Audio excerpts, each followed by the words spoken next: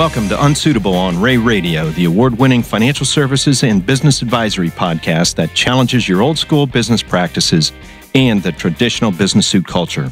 Our guests are industry professionals and experts who will challenge you to think beyond the suit and tie while offering you meaningful modern solutions to help you enhance your company's growth.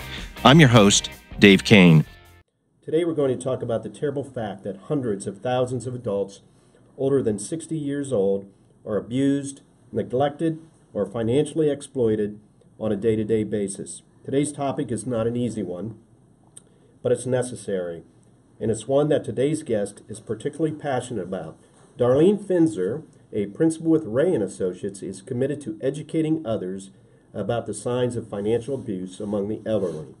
While elder abuse is hard to detect, warning signs do exist, and it's up to those who see the signs, like us, to speak up.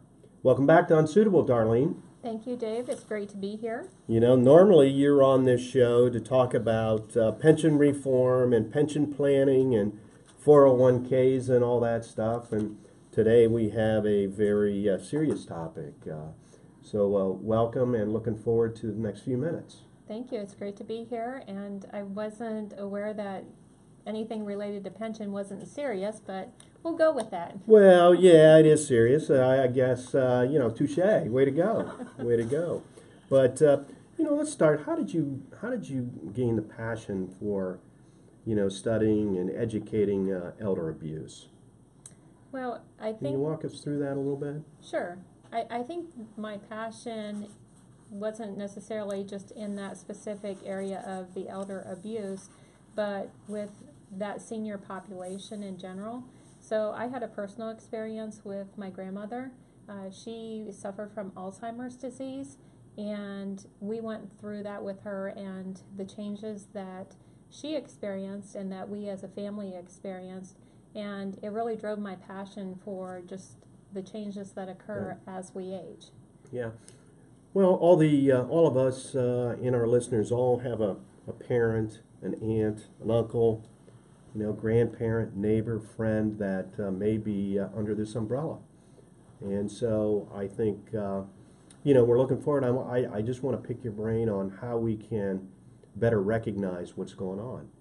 So let's get started. Okay. The first thing I think we have to do is shout out to our colleagues. You and I talked off mic that, in the past couple of years, we've had a colleague in our mentor office, as well as a couple colleagues in our Medina, Ohio office, bring elder abuse to the forefront and made something very positive happen out of a very negative situation. So let's both acknowledge those offices for stepping forward.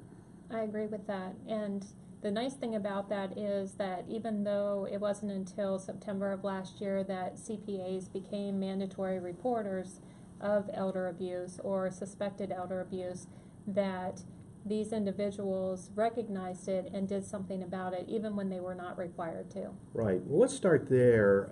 I guess I was unaware before talking to you that there is a mandatory reporting of elder abuse by CPAs. When did that officially kick off? Was it last fall?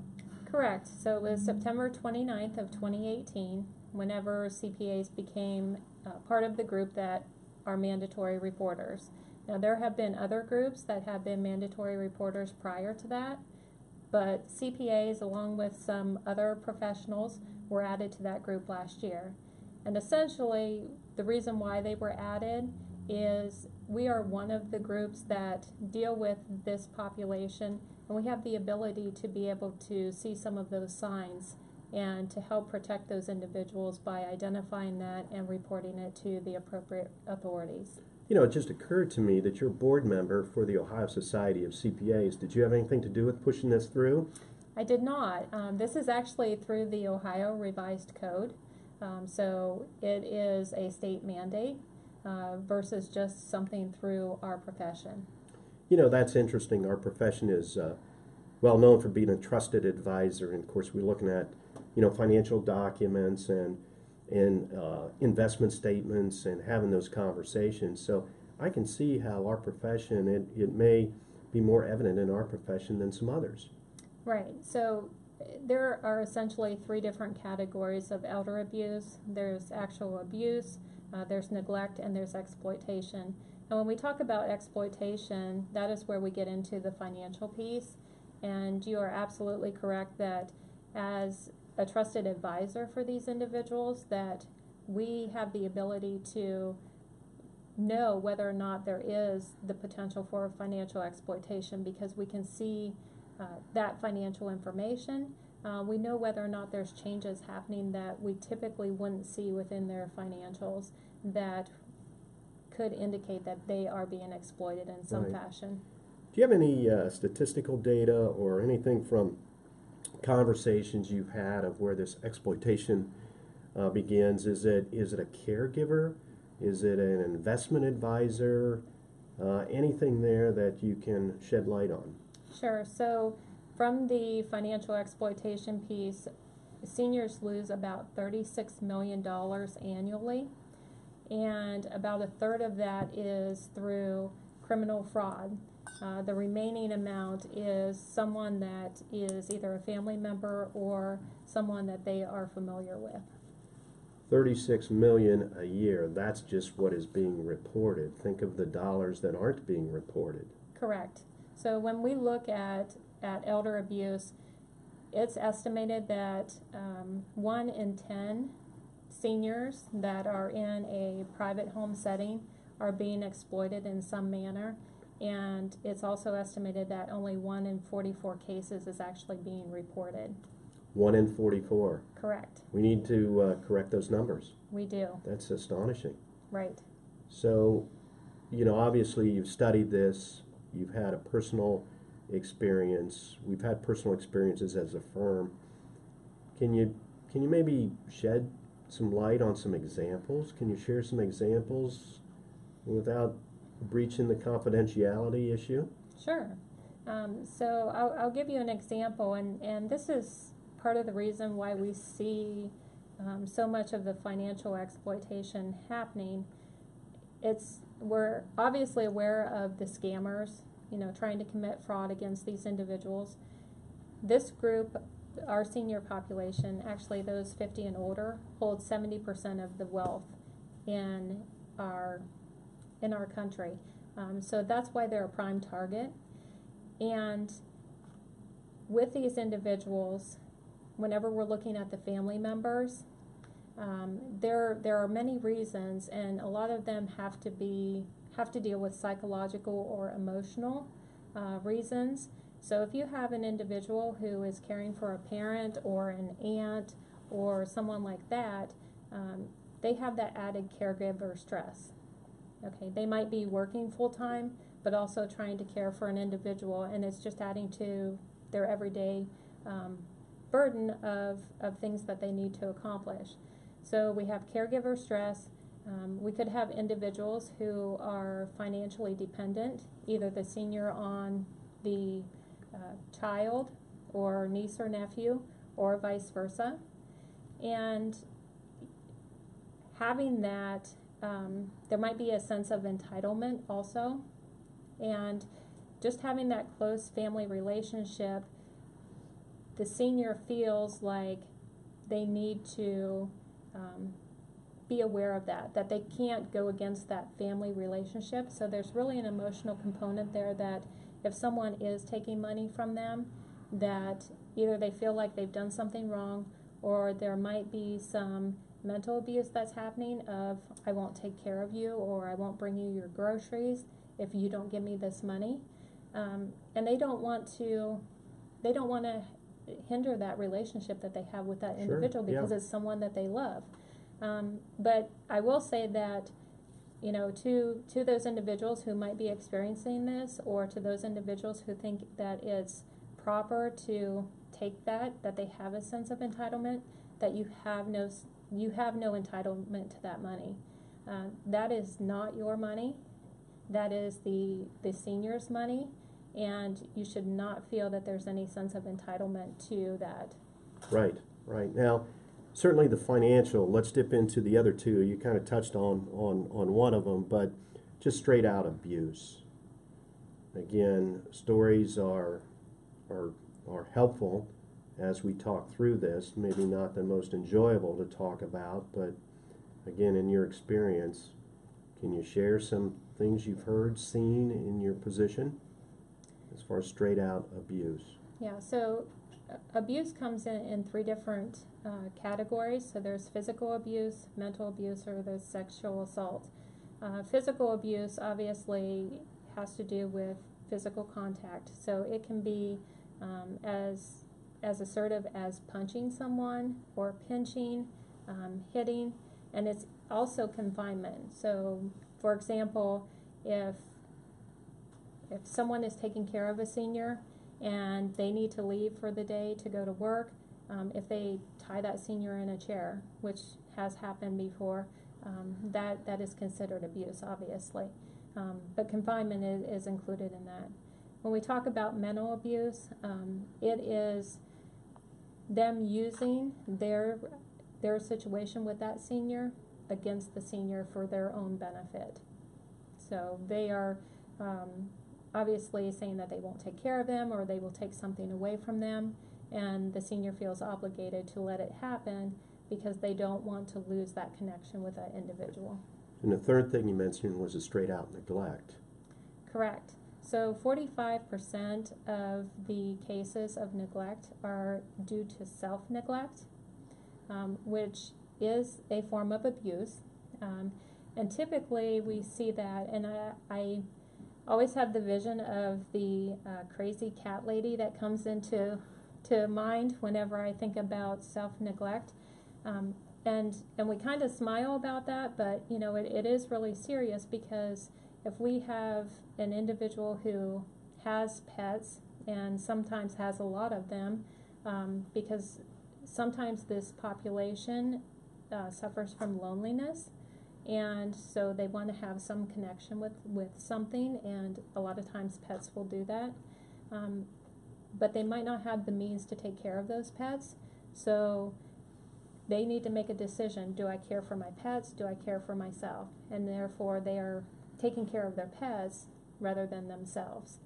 We also see that self-neglect whenever these individuals are on a fixed income and they need to make a decision between, do I buy food or do I pay for medication that I need? And a lot of times they are paying for that medication and not buying the food, or vice versa. Right. You know, Darlene, what happens? I mean, again, I'm coming from the side of ignorance on this, is what happens? What are my avenues if I see, sense abuse? Who do I report this to? Right, so in every county in the state of Ohio, we have an Adult Protective Services Division of Job and Family Services. So if you suspect that there is elder abuse happening, then I would reach out to your county Adult Protective Services agency. If it is something that you feel that the senior is in extreme need, if there's an emergency, then obviously I would contact 911. Okay, well, the self-neglect, you know, that's probably maybe easier to report, because you could call and say, hey, there's a neighbor, you know, she has 40 cats and newspapers all over the place. You know, that's probably the easier one. But when you get into abuse and the exploitation, it involves a family member or somebody very close to that person, that becomes a whole different ballgame. That is complicated. It's very complicated, and that is why so many cases are unreported, because the family member doesn't want to do anything about that happening, because they want to protect that family member, because of the connection that they have between the two of them. And also the senior feels like they're sad, they're embarrassed, they feel like they've done something wrong to let this happen to them, and you know, that's why they don't want to report it, because then they're saying, hey, I did something Right. wrong, or else this wouldn't have happened to me. Let me attack this from the CPA side of business. Let's say I'm visiting with a client, as we often do, and again, you sense or you're told in confidence that abuse is happening. What are my avenues to report that? Obviously, there's some confidentiality, there's some ethics involved. I'm kind of in the middle. Financial advisors are going to come into this. What are our options? Right. So I think it's important that, because we are a trusted advisor, that we do know our clients. And the one thing that I would caution on is, if you are told straight out that, hey, I am being abused, or someone stole money from me, is to maybe investigate it a little bit further. The one thing we need to be aware of is that there is the potential for cognitive decline, such as with my grandmother and Alzheimer's disease, where how they see things are not always exactly correct. So, you do need to keep that in mind. But if you do believe, if you have some sort of evidence, if they say someone took $40,000, from my bank account, you can obviously see whether or not $40,000 was taken from the bank account, or if there's unusual activity in investments they may have. If you do identify that, and it doesn't have to be, you don't have to actually know that abuse happened. If you suspect that it happened, it needs to be reported. Okay. And that's when you reach out to Job and Family Services, to the Adult Protective Services. Again, as advisors and close family members, is it maybe an option where you say, look, Mom, hold my hand. Together, we're going to go find a solution for this. We're going to go report it together. I'll be with you. Yes. Yeah. Obviously, you can offer that. Because of the emotional component, I'm not sure that they would go to that extreme. But we definitely need to be looking at a solution. So, depending on the situation, it might be a situation where a son or daughter or niece or nephew was under some strain, and maybe you have the opportunity to sit down and speak with them, and maybe you can find solution that way. But if there is something that actually has happened, if you identify that it has happened, and even if that individual doesn't want to do anything about it, we as a trusted advisor, we are required to report it, whether they want to pursue it or not. Even if my licensing is at stake because of breach of confidentiality? Well, it's not a breach of confidentiality because we are mandatory reporters. And if we identify this potential, then we are required to report it. Even if it turns out to be a false claim, we are required to report it, or we can be fined for not reporting it. So it goes the other way. If I suspect and don't report, uh-oh. Correct. So, is this also a good opportunity to have discussions about, financial power of attorney and documents like that being drawn up, so the senior is protected with those certain types of documents? Absolutely. And I'm actually trained, and we have a tool that we can assess the financial cognitive ability of an individual.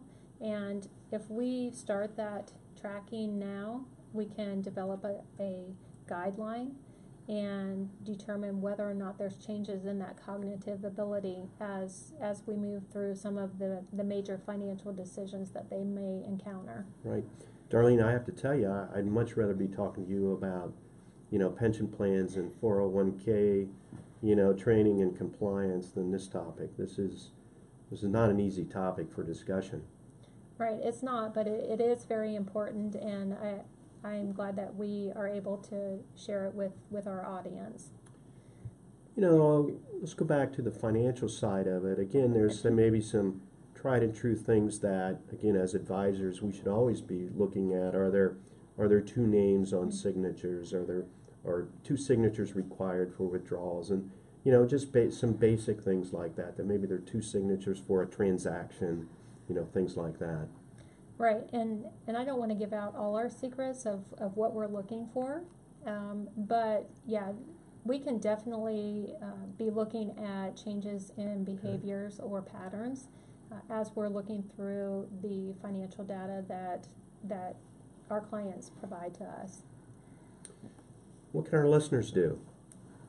Give us some ideas. I mean, I think we can, pull them from our conversation, but if there are 3, 4, 2 things that we could do, what would you suggest? I think that if anyone suspects any type of elder abuse, that they do need to report it. Even though they might not be a mandatory reporter, I think they have an obligation to our senior population to try to keep them safe. And if they suspect that, I think that they need to report it to Adult Protective Services. So report, report, report. Exactly. And worry about it later. Yes. And reporting can be anonymous. So, Okay. if you're scared that, Sure. I shared Mrs. Jones' information because I suspected that she was being abused. Mrs. Jones and her family isn't going to come back to you and say, why did you do that? Because it is anonymous. Right. What role do you think that, technology has played in all this? Again, our first reaction is, well, seniors maybe aren't as active on, computers and their phones as other generations. But as I look, they are. They're doing stuff that they haven't done before and are proud of it. But maybe they're not as sharp in that area. Yeah, and I think that technology has obviously played into it because it allows more means for, especially outside forces to try and take money from these seniors. But, there's scams that are out there every day, and like even AARP is mindful of that and trying to provide information to the public about some of these scams that are happening. So being quiet is not an option. If you see it, you got to report it. Absolutely. Yeah, good. In the next few minutes we have as we wind this down, are there any groups we can join, make donations to that help the cause, help educate the public? Anything you can think of? Well, there are several different organizations out there that help with the seniors. I guess it's not, going into our pocket, so. Right. But yeah, just be aware of it. If there are any programs in your particular area, through Senior Center, through any of the like Job and Family Services, any programs that you can bring to your community and help support that, I would say try to do that.